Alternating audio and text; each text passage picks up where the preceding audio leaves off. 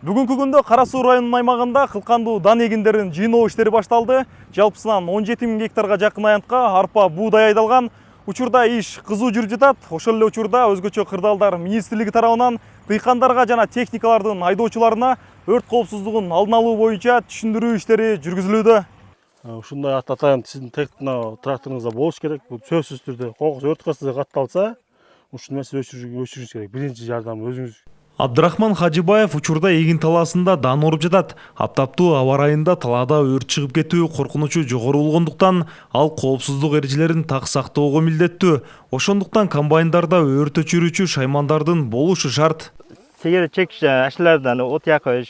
Бизге өрттүн алдын алуу боюнча кенен түшүндүрүп беришти. Айдоочулар биз дагы техникалык коопсуздукту катуу сактоого аракет кылабыз. Комбайн айдап жатканда тамеки тартпашыбыз керек. Тала кургак болгондуктан өрт тез тарашы мүмкүн. Бул элдин аманаты. Этият болууга милдеттүүбүз. Карап күндү теширип. Эми комбайндан сал эhtiyat болуп, узагыраак туруп, өчүрүп ремонт кылыш керек эми. Техникада негизги коопсуздук эрежелерин сактайбыз. Комбайнда суу, кум, бешилик, өрт өчүргүч шаймандар дайыма болот.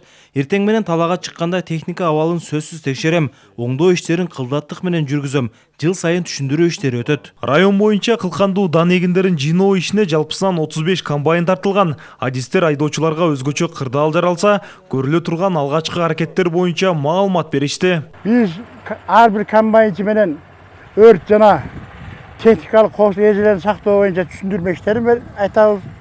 Коромжу кылбастан бышырылган түшүмдү кыска мөөнөттө сапаттуу оруп алууга чакырып кетебиз. Бүгүнкү күндө орулуп аткан жердин арпанын түшүмү 35-40 центнерден ашыктан түшүп жатат. Гектарына.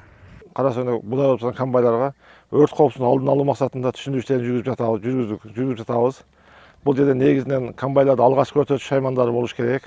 Булар шаймандары так болуш керек. Ал себеп тактап айтып өтсөк, алгачкы өрт өчүргүчтөр кашма, кум, суу болуш керек. Ошол жөнүндө түшүндүрүү иштерин жүргүздүк. Талааларда өтө эhtiyat болуш керек. Тамеки тартууда талааларда. Азыр күн ысып аткан маалда кургак саман же мына дан эгиндери күйүп кетсе, бул бизге келген чыгым болуп эсептелет. Ошондуктан биз буларды эскертип келип үйрөтүп атабыз. Белгилей кетсек, Кара Суу районунда жыл башынан бери 19 өрт кырсыгы катталган. Мындай алдын алуу иштери кырсыкты болтурбоого жана дыйкандардын эмгегин чыгымга учуратпоого өөлгө түзөт. Нурасан Бактыбеков, Нурсултан Абдикарим уулу, ЛТР, Ош облусу.